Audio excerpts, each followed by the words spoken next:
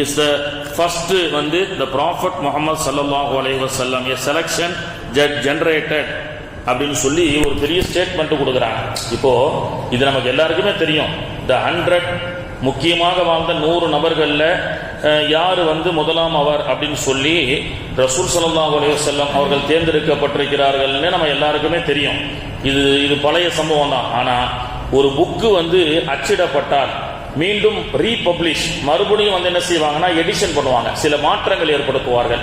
அப்படி அந்த புக்கு 2024 வரைக்கும் பல மாற்றங்கள் செய்யப்பட்டிருக்கிறது. 1992ல 2002ல 2008ல இப்படி எடிஷன் ஃபுல் ஆகி மறுபடியும் ரீ எடிஷன் பண்ணுவாங்க. குரானை தவிர உலகத்துல எல்லாமே ரீ எடிஷன் தான். குரான் மட்டும் தான் 1400 வருஷம் ஒரு ஹர்ஃபு கூட மாறாம இருக்கு. மற்ற எல்லா புக்கும் மனிதர்களால் எழுதப்பட்டது. பைபிளும் மாற்றப்பட்டு விட்டது, தௌராத்தும் மாற்றப்பட்டு விட்டது. அப்படி எல்லாமே ரீ எடிஷன் பண்ணிட்டே இருக்கிறாங்களா இல்லையா? அதுல என்ன சொல்லப்படுகிறது, அந்த ரீ எடிஷன்ல பல தடவை ஈசா அலைஹிஸ்ஸலாம் 15வது இடத்துல இருந்து 20க்கு வந்துருவாரு. மறுபடியும் சுலைமான் அலைஹிஸ்ஸலாம், மோசஸ் வந்து 12ல இருந்து 10க்கு போயிடுவார். இப்படி லிஸ்ட் வந்து மாறிக்கிட்டே இருக்கும் ரீ எடிஷன்ல.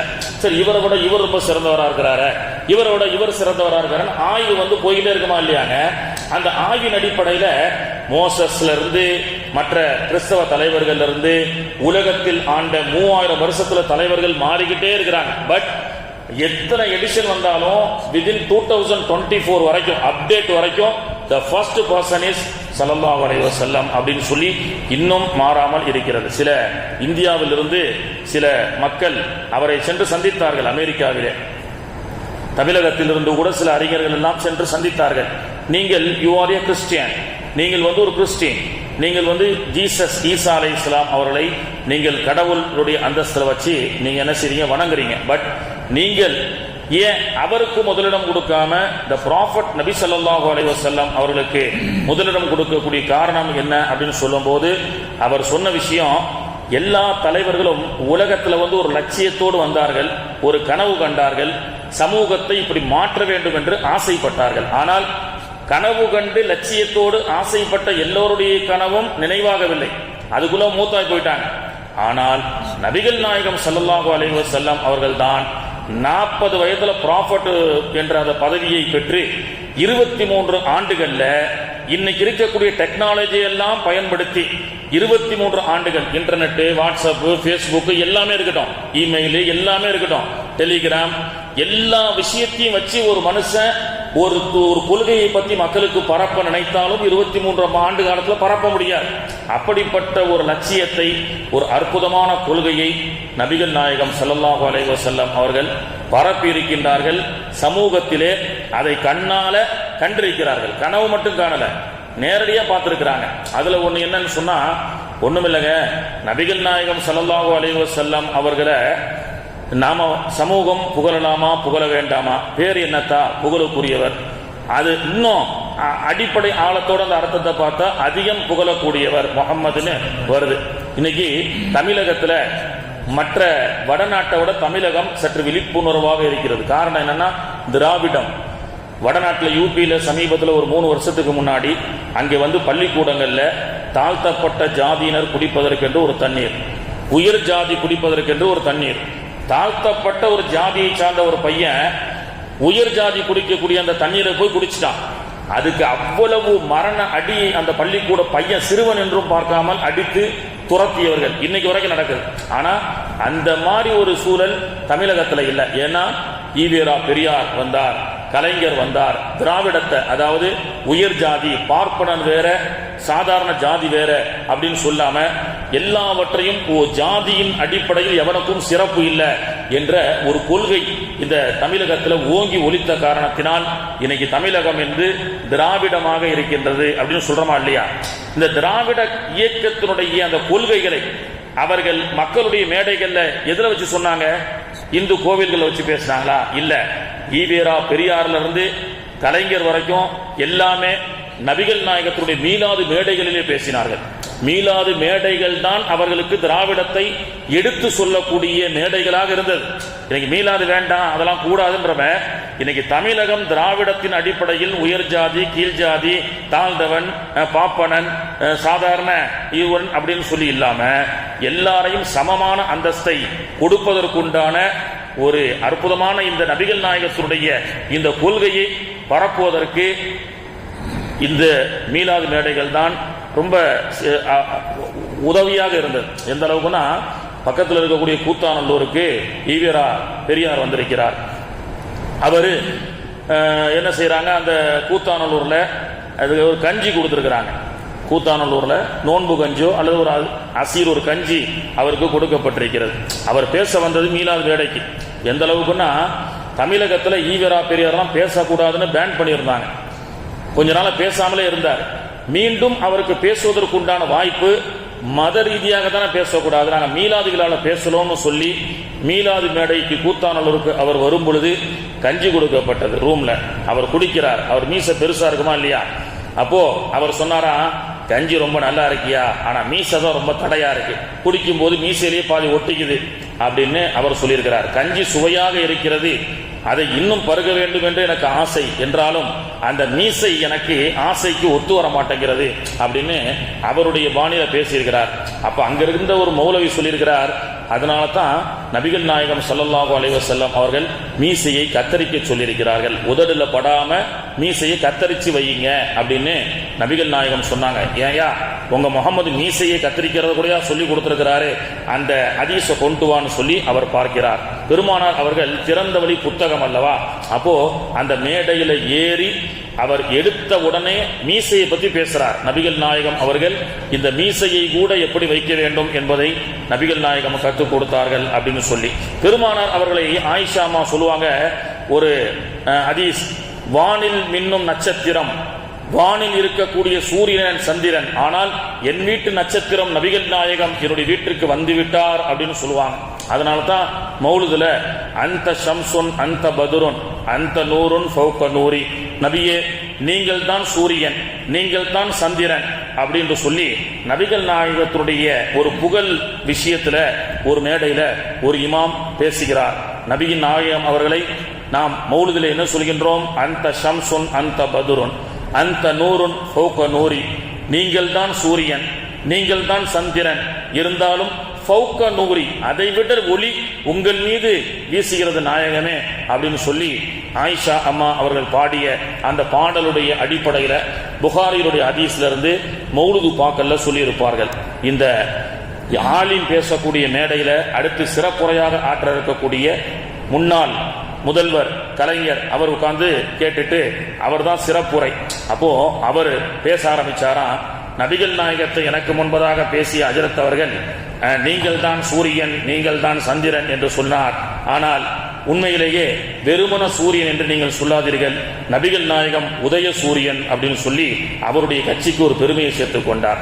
அப்போ பாருங்க, எவ்வளவு பெரிய ஒரு திராவிட கொள்கையாக இருக்கட்டும், நபிகள் நாயகத்தை புகழ்வதை கொண்டு தன்னுடைய கட்சியை சிறப்பாக்கி கொண்டார்கள். அதுதான் உண்மை. இன்னைக்கு இஸ்லாமிய மக்களுக்கும் திராவிட கொள்கையினுடைய கட்சிக்கும் அசைக்க முடியாத ஒரு நம்பிக்கை ஏற்பட்டுவதற்குண்டான காரணமும் இன்னைக்கு தமிழகத்துல திராவிட கொள்கைகள், இன்னைக்கு தமிழகத்துல ஓங்கி பேசப்படக்கூடிய ஈவேரா பெரியாருடைய கொள்கைகள் எல்லாம் பேசப்பட்டது எதை கொண்டு? மீலாது மேடைகளை கொண்டு. அப்படிப்பட்ட மீலாத இன்னைக்கு நம்ம சமூகமே வேண்டாம், அது தேவையில்லை அப்படின்னு பேசுறாங்க. கண்ணியத்திற்குரியவர்களே, ஆக ஹபஷி பிலால் எவ்வளவு பெரிய கருப்பு இனம் என்று சொன்னாலே கேவலமாக கருதப்பட்ட அந்த காலத்துல இன்னைக்கு வரைக்கும் கருப்பு இனத்தை கேவலமாக பேசுகிறார்கள் அல்லவா? இன்னைக்கு பிலால் ரலியல்லாஹு அன்ஹு அவர்களுடைய வாழ்ந்த அந்த வீடு இன்னைக்கு மஸ்ஜிது நபவி, நபிகள் நாயகத்துடைய பள்ளிவாசலுக்கு பக்கத்துல மஸ்ஜிதே பிலால். 1400 ஆண்டுகளுக்கு முன்பதாக தஞ்சம் பிழைக்க வந்த பிலால், கருப்பு இனத்து பிலால், அடிமை பிலால், பெருமானார் ஸல்லல்லாஹு அலைஹி வஸல்லமுடைய மார்க்கத்தை ஏற்றுக்கொண்ட காரணத்தினால் காபாவுக்கு மேலே ஏறி வாங்க சொல்லக்கூடிய பாக்கியத்தை பெற்றார். அவர் வாழ்ந்த மதீனத்தினுடைய வீடு இன்னைக்கு மஸ்ஜிதே பிலாலாக, அவர் நடமாடிய இடம் பிலால் மார்க்கெட், சூக்குல் பிலால் அப்படின்னு சொல்றாங்க. மதீனால சூக்குல் பிலால், பிலால் மார்க்கெட் அப்படின்னு சொல்றாங்க. என்னங்க, 1400 வருஷத்துக்கு முன்னாடி செல்லா காசி என்று மக்களால் தூற்றப்பட்ட பிலால் இன்னைக்கு அவருடைய வீடு பள்ளிவாசலாக இருக்கிறது என்று சொன்னால் எதன் காரணமாக? அதே போன்று பெருமானாருடைய அவையில அப்துர் ரஹ்மான் பின் அவுஃப் ரலியல்லாஹு அன்ஹு என்ற சஹாபி, பெரிய கோடீஸ்வரர். ஒரு ஒட்டகத்தினுடைய நிறைய சாமான்கள் இருந்தாலே ஒரு கப்பல் வைத்திருப்பதற்கு சமமானவர். ஒரு கப்பல் வியாபாரினா எப்படி இருக்கும்? ஒரு கப்பல் அப்படின்னு சொன்னா ஒரு கப்பல் வச்சிருக்காருன்னா பெரிய கோடீஸ்வரர் அர்த்தம். பாலைவன கப்பல் ஒட்டகம், அதிலே சரக்கு வைக்கப்பட்டு இருக்கப்படக்கூடிய அப்துல் ரஹ்மான் பின் அவுஃப், அவருக்கு ஒரு ஒட்டகம் அல்ல, மக்காவிலிருந்து மதினா வரைக்கும் 100 ஒட்டகம் லகான் சாமானோடு இருக்கும். பல லட்சம் கோடி. அது மட்டுமல்ல, உருக்கு ஆலை, இரும்பு உருக்கு ஆலை வைத்திருப்பவர்கள் இன்னைக்கு கோடீஸ்வரர்கள். அப்துல் ரஹ்மான் பின் அவுஃப் ரலியல்லாஹு அன்ஹு அவர்கள் தங்க உருக்கு ஆலை வைத்திருந்தார்கள். தங்க கட்டி இருக்குல்ல, அரை கிலோ ஒரு கிலோ கட்டி இருக்குல்ல, இதனுடைய உருக்கு ஆலை வைக்கப்படக்கூடிய பிரம்மாண்டமான கோடீஸ்வரர். இந்த கோடீஸ்வரரும் நபிகளுடைய தர்பாரிலே இங்கே பிலாலே அபஷி பேங்க் அக்கவுண்ட்ல 2 தீனார் கூட இருக்காது. சாப்பிடுவதற்கு அடுத்த வக்துக்கு சாப்பாடு கிடையாது. இன்னைக்கு அஸ்ஹாபு சுஃபா அவர்கள் திண்ணை தோழர்கள் தான். அடுத்த வக்துக்கு சாப்பாட்டுக்கு வழி இல்லாம ரவுலாத்துல் ஜன்னால ஸல்லல்லாஹு அலைஹி வஸல்லம் உடைய அந்த ரவுலாவுக்கு தொழுகைக்காக என்ன செய்யறோம், அப்பாயின்மெண்ட் வாங்கிட்டு போய் இப்ப தொழுகிறோமா இல்லையா, அந்த இடத்துக்கு உள்ள நுழைஞ்ச உடனே ரசூல் ஸல்லல்லாஹு அலைஹி வஸல்லம் தஹஜ்ஜுத் தொழுத இடத்தை பார்க்கலாம். பெருமானார் அவர்கள் நின்று பயான் செய்த குதுபா மெம்பர் படியை பார்க்கலாம். பெருமானார் இந்த அஸ்ஹாபு சுஃபா என்று சொல்லக்கூடிய திண்ணை தோழர்கள் கிட்டத்தட்ட 70 பேர், 70 மெம்பர்ஸ். யார் இவங்க? இவங்களால தான் முழு உலகத்தில் இன்னைக்கு மார்க்கத்துடைய இல்மு பரவியது. ஆனா அடுத்த வக்து சாப்பாட்டுக்கு காசு கிடையாது, உடை கிடையாது. சில நேரங்களில் மயக்கம் விட்டு கிடப்பார் அபூ ஹுரைரா என்ற வரலாறுலாம் பார்த்தோமா இல்லையா? இந்த தர்பார்ல தான் பிலால் ரலியல்லாஹு அன்ஹு அவர்களும் இருந்தாங்க. பேங்க் அக்கவுண்ட்ல 2 திர்ஹம் கூட கிடையாது. இவர் பெரிய கோடீஸ்வரர். ஆனால் பெருமானார் அவர்களது சமூகத்தை எப்படி மாத்தினாங்க தெரியுமா? அப்துல் ரஹ்மான் பின் அவுஃப் ரலியல்லாஹு அன்ஹு அவர்கள் மிகப்பெரிய கோடீஸ்வரர். 2 திர்ஹமுக்கு கூட பேங்க் பேலன்ஸ் இல்லாத பிலால் ரலியல்லாஹு அன்ஹு அவர்களை பள்ளிவாசல்ல பார்த்து அப்துல் ரஹ்மான் பின் அவுஃப் ரலியல்லாஹு கேட்கிறாங்க, என்னுடைய தங்கச்சியை நீங்க கல்யாணம் பண்ணிக்கிறீங்களா அப்படின்னு சொல்லி. எவ்வளவு இந்த மாதிரி ஒரு சமத்துவத்தை, இந்த மாதிரி ஒரு சகோதரத்துவத்தை, ஏழை பணக்கார என்ற வித்தியாசம் இல்லாமல் மிகப்பெரிய கோடீஸ்வரர் அப்துல் ரஹ்மான் பிலால் அவர்களை கையை பிடிச்சி என் தங்கச்சியை கல்யாணம் பண்ணிக்கோன்னு சொல்லி அவருடைய தங்கச்சியை கல்யாணம் பண்ணி கொடுத்து கோடீஸ்வரர் அப்துல் ரஹ்மானுக்கு பிலால் மச்சான். 4 குறைஷி பெண்களை அடுத்தடுத்து திருமணம் முடித்தார்கள் ஹஜ்ரத் பிலால், ஹபஷி பிலால். இது போன்ற ஒரு சமத்துவ சகோதரத்துவத்தை, ஏழை பணக்கார என்ற வித்தியாசம் இல்லாமல் புரட்சி செய்த ஒரு பெரிய மாமனிதர் நபிகள் நாயகம் ஸல்லல்லாஹு அலைஹி வஸல்லம் அவர்கள். ஒரு முறை நாயகம் ஸல்லல்லாஹு அலைஹி வஸல்லம் அவர்கள் மதீனாவிலே வருகிறார்கள். முஸ்லிம் ஷெரீஃப்ல பதிவு செய்யப்பட்ட ஹதீஸ். ஜுலைபிப் ரலியல்லாஹு அன்ஹு. இன்னைக்கும் நாமெல்லாம் வீடுகளில் திருமணத்துல சில பேர்லாம் பத்திரிகையில போட்டுட்டு இருக்கிறோம். அல்லாஹ்வுடைய மாபெரும் கிருபையை கொண்டு நபிகள் நாயகம் ஸல்லல்லாஹு அலைஹி வஸல்லமுடைய துஆ பரக்கத்தை கொண்டு வரக்கூடிய ஹிஜ்ரி இந்த தேதியிலே என்னுடைய பிள்ளைக்கு கல்யாணம் பத்திரிக்கை அடிக்கிறோம். ஆனா சமீப ஒரு 30 வருஷத்துமாக அது என்ன நபிகள் நாயகனா உன் வீட்டுக்கு துஆ செய்யறதுக்கு வந்தாரு, அவங்களுடைய துஆவும் உனக்கு சம்பந்தம் இருக்கா அப்படின்னு சொல்லி அதை இப்ப எடுத்துட்டாங்க. சில பேர் போடுறது இல்ல, ஆனா நிறைய நபர்கள் இப்ப போடுறோம். அல்லாஹ்வுடைய கிருபையை கொண்டும் நபிகள் நாயகத்துடைய துஆ பரக்கத்தை கொண்டும் நிகழும் திருமணம். சில பேர் நபிகள் நாயகத்துடைய துஆலாம் எங்களுக்கு வேண்டாங்க அப்படின்னு சொல்லி புறக்கணிக்கக்கூடிய ஒரு சூழல்.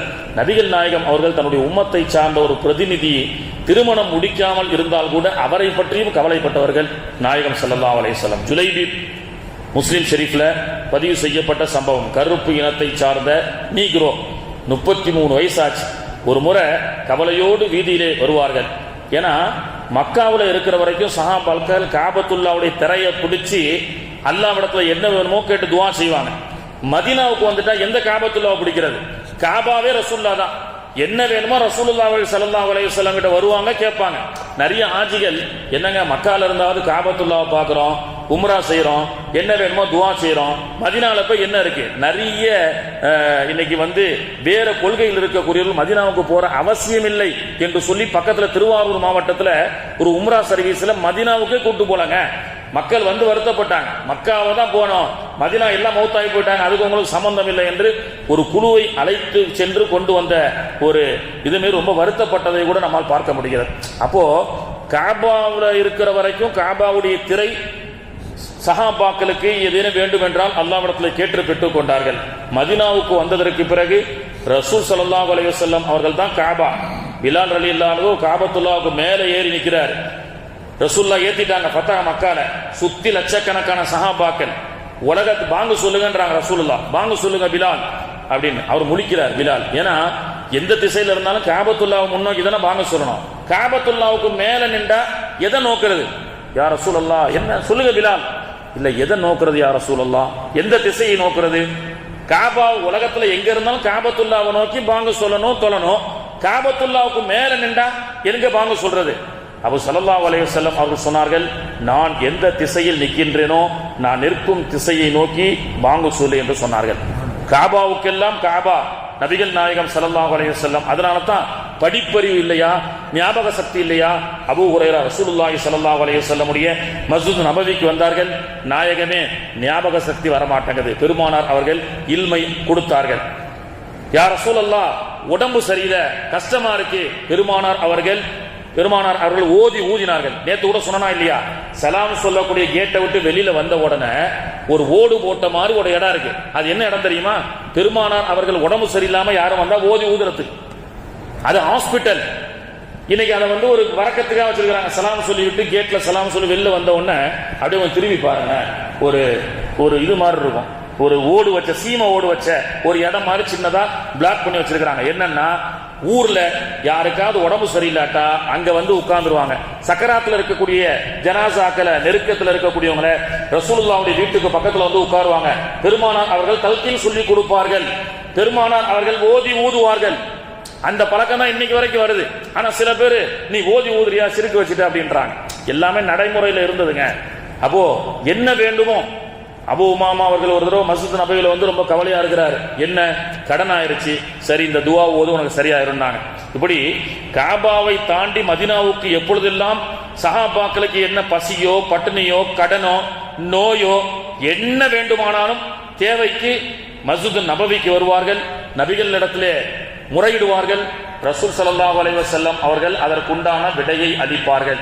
ஏன் இப்படி சொல்ல வேண்டியதானே, உனக்கு தான் தௌஹீதை கற்றுக் கொடுத்துருக்கிறானா இல்லையா, நீ துவா செஞ்சு அல்லாஹ் கிட்ட பெற்றுக்கோ அப்படி என்று சொல்வதை தாண்டி துவாவை கற்றுக் கொடுத்து அவர்களுக்கு உண்டான சொல்யூஷனையும் பெருமானார் அவர்கள் சொல்லிக் கொடுத்தார்கள். அப்படி ஜுலைபிப் என்ற அந்த கருப்பு இனத்தை சார்ந்தவர் 33 வயசு ஆயிடுச்சு. கவலையோடு வருகிறார். வந்த உடனே பெருமானார் அவர்கள் பார்த்து, என்ன ஜுலைபிப் கவலையா இருக்கீங்களே? யா ரசூலுல்லாஹ் 33 வயசு ஆயிருச்சு, எனக்கு என்ன திருமணம் முடியல அப்படின்னு கவலையாக சொன்னார். பெருமானார் அவருடைய உம்மத்தை சார்ந்த அவர்களுக்கு மட்டுமல்லங்க, இன்னைக்கு வரைக்கும் நம்ம வீட்டில் ஏதேனும் ஒரு கவலையோ, திருமணமாகாத சில பிள்ளைகள் இருக்கிறாங்க, திருமணத்துக்காக பெருமானார் ஸல்லல்லாஹு அலைஹி வஸல்லம் அவர்கள் மீது ஸலவாத் வைத்து, இறைவா நபிகளுடைய முஹப்பத்தின் பொருட்டால் என் வீட்டு பிள்ளைக்கு திருமணம் முடியட்டும்னு கேளுங்க. நபிகளுடைய முஹப்பத்தின் பொருட்டால் என் வீட்டில் இருக்கக்கூடிய பிணிகளை நீக்கு என்று கேளுங்கள். நிச்சயமாக அல்லாஹு தஆலா சத்தியமாக நீக்குவான். அதுதான் சஹாபாக்கள் அப்படிதான் பெற்றுக்கொண்டார்கள். அப்படியா அப்படின்னு ரசூல் ஸல்லல்லாஹு அலைஹி வஸல்லம் கவலைப்பட்டு நேர ஒரு சஹாபியுடைய வீட்டுக்கு சென்று பெருமானார் அவர்கள் அழகான ஒரு பெண்ணை திருமணம் முடிக்க கேட்டார்கள். பெற்றோர்கள் யோசித்தாலும் அந்த அழகிய அந்த சஹாபியுடைய பெண் நபிகள் நாயகம் அவர்கள் எனக்காக கொண்டு வந்த மாப்பிள்ளை, அதிலே ஹைர் இருக்கும் என்று திருமணம் முடித்தார்கள். ஆண்டியாக இருந்த ஜுலைபிப் அவர்கள் பேங்க் பேலன்ஸ்ல 2 ரியால் கூட இல்லாத அந்த ஜுலைபிப் பெருமானார் அவர்கள் துவா செய்து அந்த திருமணத்தை தம்பதிகளை வாழ்த்து துவா செய்தார்கள். மதீனத்து சஹாபாக்கள் சொன்னார்கள், பெருமானார் அவர்கள் திருமணம் முடித்த பரக்கத்தை கொண்டு ஜுலைபிபுக்கு அல்லாஹு தஆலா வசதியை கொடுத்தான். அதனால்தான் கல்யாணத்துல பாரக்கல்லாஹு லக, இறைவா உங்களுக்கு பரக்கத் தரட்டும் அப்படின்னு நாம துவா செய்யக்கூடிய ஒரு விஷயத்தை நம்மால் பார்க்க முடிகின்றது. ஆக கண்ணியத்திற்குரிய அதுதான் பெருமானார் அவருடைய துவா பரக்கத்தை கொண்டு நிகழக்கூடிய திருமணம்னு இன்னைக்கு வரைக்கும் நம்ம என்ன செய்யறோம்? எந்த ஜுலைபிபுக்கு மட்டும்தான் ரசூல்லாவா, அவங்களுக்கு மட்டும்தான் முஹம்மதா, நமக்கு கிடையாதா? நம்ம வீட்டு பிள்ளைக்கும் ரசூல்லா துவா செய்வாங்க. அப்போ அப்படிப்பட்ட பெருமானாருடைய அந்த அற்புதமான துவாக்களை பெற்று வாழக்கூடிய நன்மக்களாக நாம இருக்க வேண்டும். சமத்துவம், சகோதரத்துவம், திராவிட சிந்தனை என்று சொல்லக்கூடிய அத்தனையும் இந்த உலகத்திலே செய்து காண்பித்து மிகப்பெரிய சாதனை படைத்த காரணத்தினால்தான் இன்று வரை உலகத்தில் வாழ்ந்த தலைவர்களில் the Prophet Muhammad sallallahu alaihi wasallam is only a first and best அப்படின்னு சொல்லக்கூடிய அளவுக்கு இருக்கின்றது. அப்படிப்பட்ட நாயகத்தை நமக்கு அல்லாஹு தஆலா நபியாக கொடுத்திருப்பது நமக்கெல்லாம் கிடைத்த பெரும் பாக்கியம். அப்படிப்பட்ட நாயகத்துடைய தர்பாருக்கு சென்று சலாத்தினை சொல்லக்கூடிய பாக்கியத்தையும் மதினத்து மண்ணிலே அல்லாஹு தஆலா நடமாடக்கூடிய பாக்கியத்தையும் அல்லாஹ் தருவானாக. ஒரு போர்க்களத்துல மதீனாவுல சஹாபாக்கள்லாம் வராங்க, கடும் காத்து வீசுது. நமக்கெல்லாம் தெரியும், அரபு நாட்டில் காத்து வீசுனா அப்படி புழுதி பறக்கும். புழுதி எல்லாம் பறக்குதா? அப்படி புழுதி பறக்கும் பொழுது முஸ்லீம் ஷரீஃபில் இடம்பெற்றிருக்கக்கூடிய அதி சஹாபாக்கள் எல்லாம் ஒரு யுத்தத்தை முடிச்சுட்டு வராங்க. தபூக்கோ அல்லது கந்தக்கன்னு தெரியல. அந்த யுத்தம் முடிச்சுட்டு வரும்போது கடுமையான குபார் என்று சொல்லக்கூடிய காத்து பறக்குது, தூசி பறக்குது. சஹாபாக்கெல்லாம் முகத்தை மூடுனாங்க. பெருமானார் அவர்கள், ஏன் முகத்தை மூடுகிறீர்கள்? குபாருல் மதீனா, குபாருல் மதீனா ஷிஃபாஉல் லின்னாஸ், மதீனத்தினுடைய துராப் என்று சொல்லக்கூடிய மண் புழுதிகள் அனைத்து நோய்களுக்கும் மருந்து என்று சொன்னார்கள். இன்னொரு ஹதீஸ்ல முஸ்லிம் ஷரீஃப்ல வருகிறது, குஷ்டரோகத்துக்கு உண்டான மருந்து மதீனத்தினுடைய புழுதியில் உள்ளது என்று ஸல்லல்லாஹு அலைஹி வஸல்லம் அவர்கள் சொன்னார்கள். மூஞ்ச மூடாதீங்க. குபாருல் மதீனா ஷிஃபாஉல் லின்னாஸ், மனிதர்களுக்கு உண்டான நோய் நிவாரணம். மதீனத்தினுடைய தூசி புழுதிகள் குஷ்டரோகத்துக்கு மருந்து என்றும் இன்னொரு ஹதீஸ்ல படிச்சா, அதாவது எல்லா நோய்களுக்கு உண்டான குஷ்டரோகம், வேற என்னங்க இருக்கு, வெண்குஷ்டம் போன்ற இது போன்ற நோய்களுக்கெல்லாம் அது மருந்து என்று பெருமானார் ஸல்லல்லாஹு அலைஹி வஸல்லம் அவர்கள் சொன்னார்கள். என்றால் மதீனாவுடைய மண்ணே மருந்துன்னு சொல்லும்போது அந்த மண்ணிலே இன்னும் வாழ்ந்து கொண்டிருக்கக்கூடிய சஹாபாக்கள், நபிமார்கள், அவர்கள்